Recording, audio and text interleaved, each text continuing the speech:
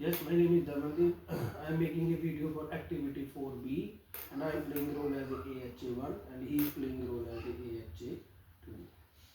Alright, let's start by clarifying the two main categories of risk factors we need to recognize. Sure, first are intrinsic factors, those that come from within the person, things like genetic, pedigree, age, sex, and exciting medical condition. For example, if someone's mother and grandmother both had hypertension, that family history is an intrinsic risk factor for high blood pressure. Exactly, and the second category is extrinsic factors, which are external influences that includes their environment, lifestyle choices, life exposure to air pollution, dietary habits, how much they exercise, or even when they afford regular checkups. Right, now why is it important for us allied health staff to recognize these risk factors? Well, recognizing risk factor let us intervene early. Say we notice a 65-year-old patient with a sedentary lifestyle and a family history of diabetes. We can start tailored education or exercise plans before they develop complications.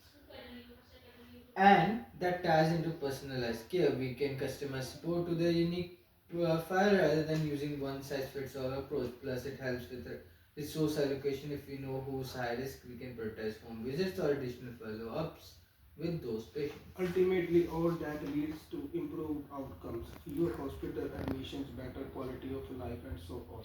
And So, yeah. so what concrete steps can we take to recognize these risk factors in our day-to-day practice? First, comprehensive Comprehensive assessment. assessments. We need to take a full medical history, ask about family health, lifestyle habits, even psychological stresses. I like you even ended questions like can you walk me through typical day, meals, activity, sleep. Second, regular monitoring. Check vitals regularly, blood pressure, blood sugar if indicated, weight trends, even subtle change over time can help. Third, patient education. We talk them through what those three factors mean. Mr. Lee, your blood pressure went from 120 by 80 and 130 by 85 in 2 weeks. That's a signal we need to adjust salt intake and maybe add more walking.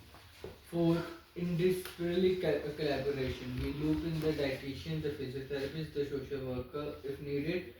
Sharing insight helps us build a more complete picture. Finally, documentation and reporting. We must accurately record everything in the patient notice and flag any concerns over internal reporting channels so nothing slips through the cracks.